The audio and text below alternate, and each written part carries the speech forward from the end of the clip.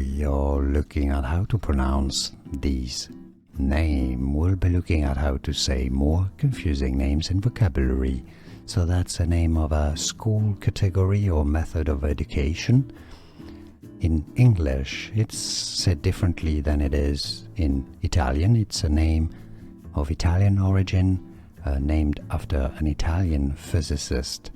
Montessori. Montessori is how it's said in Italian. This is why in English it's pronounced as Montessori.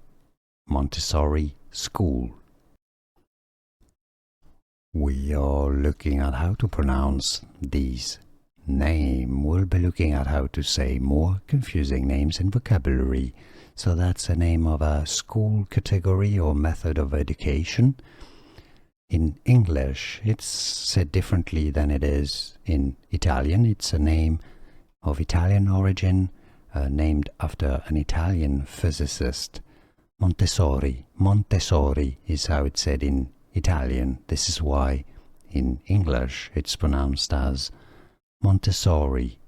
Montessori school. Here are more videos on how to pronounce more confusing words and names too many mispronounced. Like this video if you found it useful. I appreciate your support. I'll see you soon and thanks for watching.